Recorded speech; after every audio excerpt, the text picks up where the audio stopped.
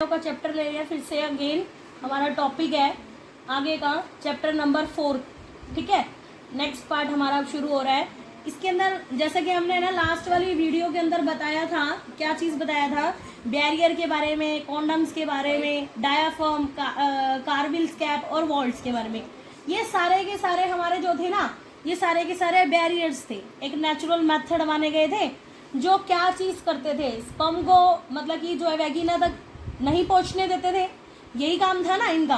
और कॉन्डम्स के बारे में बताया था, जो कि कॉन्डम क्या था, प्लास्टिक की वो थी, क्या थे, प्लास्टिक की फॉर्म में था, जो कि यूजेबल, यूज एंड थ्रो करने वाला था। जबकि डायाफ्राम, कार्विल और कैप्स और वोल्ट्स ये क्या थे, रीयूजेबल थे, यानी कि इनको दोबारा से यूज किया जाता था। है ये भी बैरियर मेथड है, कॉन्डम भी बैरियर मेथड, बट फर्क ये है कि वो रीयूज किया जा सकता है, तो ये रीयूज नहीं किया जा सकता। और सारे के सारे है वही बैरियर और नेचुरल मेथड के, जो कहीं ना कहीं हमारे लिए क्या काम करते थे, एक स्पर्म को वेगिना तक पहुंचने के लिए रोकते थे, है ना। यही काम होता था। मेल्स के अंदर स्पर्म को पेनिस को जो है वेगिना तक रोकने का ये सब काम करता था ना। और फीमेल्स के अंदर कार्विक्स का काम करता था, है ना, ये काम था ब्लॉकिंग का। उसके बाद आता है हमारा आज का जो मेथड आता है, वो आता है another affected in the popular method in the use of the intra uterine devices. क्या आता है, IUCD। इसके बारे में बता रखा है, इंट्रा यूट्रिन डिवाइस। ये कौन सी डिवाइस है, ये क्या काम करती है, इसका क्या होता है। सबसे पहली चीज, इंट्रा यूट्रिन डिवाइस कौन सी होती है, ये देखो, ये आपको पिक्चर के अंदर दे रखे, कॉपर टी इसका नाम होता है। ये इंट्रा यूट्रिन डिवाइस है, ये कॉपर टी इसका नाम है।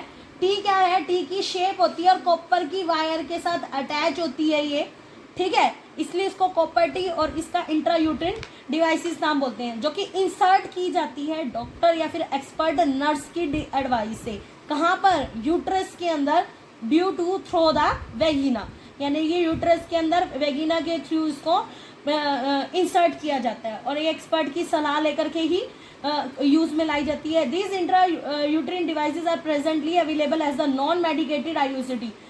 इसे हम क्या बोल देते हैं, non medicated. What is a non medicated substances, या क्या चीज है ये भी एक तरह का कॉन्ट्रासेप्शन ही है। जैसे हमारे पीछे बैरियर मेथड्स में आए थे, हमारे कॉन्डम्स वगैरह आ गए थे, डायाफ्राम आ गया था, कार्विल्स आ गया था, उसी तरह से इंट्रा यूट्रिन डिवाइसेस के कौन आते हैं, lips loops, copper releasing IUCD, cut T, cut 7, copper 7, मल्टीटॉइड 375।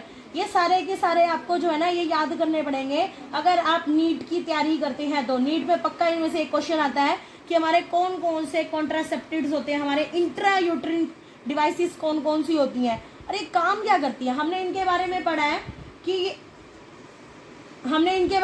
है कि क्या काम करते हैं या क्या होते हैं। ये कॉपर टी वगैरह के बारे में पढ़ा। इंट्रा यूट्रिन जो ये अलग अलग फॉर्म्स में हमें दिखाई देते हैं, जैसे हमें पीछे कॉन्डम्स दिखाई दिए थे, इंसर्ट करते हैं, क्या करते हैं, मेन काम क्या होता है इनका, ये क्या करते हैं, हार्मोन रिलीज करते हैं, प्रोगेस्ट्रोट, और क्या करते हैं, LNG-20 और IUCD increase phagocytosis of sperm within the uterus and the copper ions release suppress sperm motility and the fertile capacity of the sperm. The hormone releases IUCD is the addition. ये copper T पता है क्या काम करते हैं, ये काम करते हैं कि जो फर्टिलाइजेशन है ना, फर्टिलाइजेशन होता है।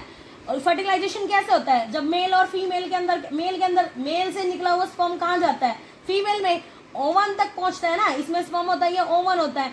तो इसका फर्टिलाइजेशन नहीं करने देता है, मतलब कि जो स्पर्म की जो पावर है ना उसको कम कर देता है ये, मतलब कि उसको एक्टिव नहीं होने देता, उसको रोकने का काम करता है। और अगर स्पर्म ही जब ओवन तक नहीं पहुंचेगा तो सीधा सीधा क्या हो जाएगा, प्रेग्नेंट नहीं हो पाएंगे, यही चीज होगी ना। तो वही चीज बता रखी है, द हार्मोन रिलीजिंग, और क्या करता है, एक हार्मोन रिलीज करता है वेजिना के अंदर, इतनी अधिक मात्रा में रिलीज कर देता है यूट्रस के अंदर अनसुटेबल फॉर द इम्प्लांटेशन, जिससे ना तो इम्प्लांट हो सकते हैं और कार्विक्स हॉस्टिल टू द स्पर्म, और स्पर्म जो है तरीके से कहाँ है, ओवम तक नहीं पहुंच पाता। जब वो नहीं पहुंचेगा तो फर्टिलाइजेशन नहीं होगा, और जब फर्टिलाइजेशन ही नहीं होएगा तो क्या चीज होएगा, आपको ऑटोमेटिकली पता है कि आगे वो जो है डेवलप नहीं हो पाएगा।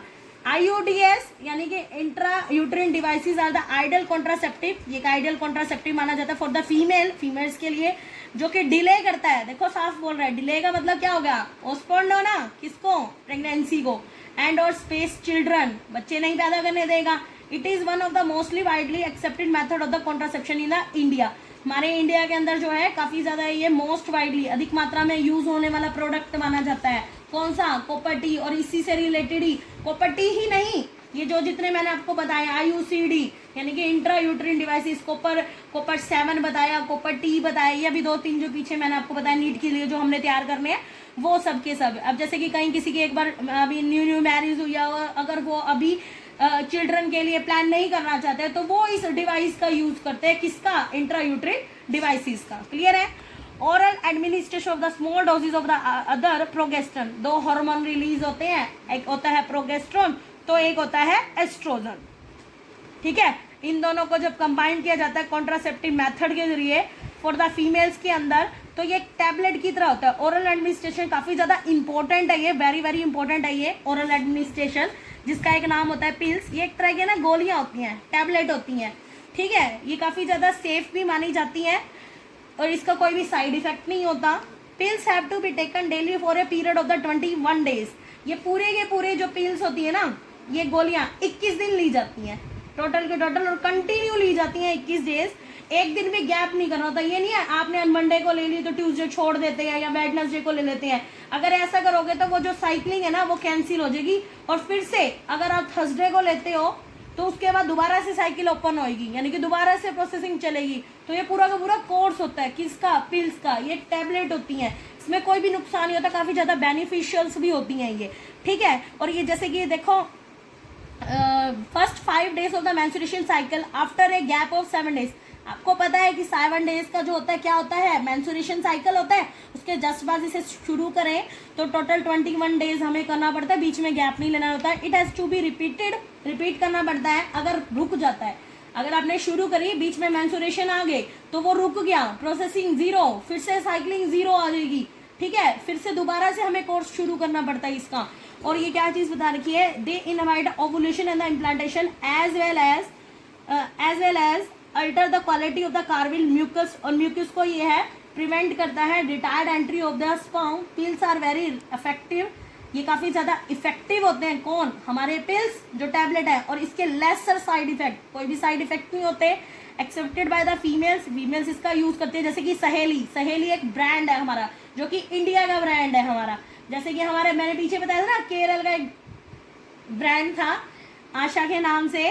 ठीक है, आशा निरोध, इंडिया का हमारा ब्रांड है, वो है सहेली ब्रांड। ये मैं क्यों बता रही हूँ आपको, क्योंकि नीट में IIT PMT नीट ऐसे क्वेश्चंस जरूर आते हैं 1 मार्क्स के। ठीक है, द ओरल कॉन्ट्रासेप्टिव, ओरल का मतलब वही कि एक टैबलेट लेनी, ये सब चीजें। Female is a non steroidal preparation, it is a once a week pill with very few side effects and high contraceptive, जिसके है ना काम करने की रफ्तार तो बहुत तेज है। अब काम करने की रफ्तार, वही चीज बात की इनकी चल रही है, स्पर्म फर्टिलाइज ना हो सके, ओवम तक ना पहुंच सके, और हमें जो है आगे का प्रोसेसिंग ना हो सके, प्रेगनेंसी डेवलप ना हो सके, तो ये काफी ज्यादा इफेक्टिव माना जाता है। और इसकी टेंडेंसी भी बहुत ज्यादा हाई होती है कॉन्ट्रासेप्टिव की। ठीक है, और इसके जो साइड इफेक्ट हैं बिल्कुल ही कम बताए गए हैं। ओके, क्लियर है सभी को? चलो स्टॉप, थैंक यू।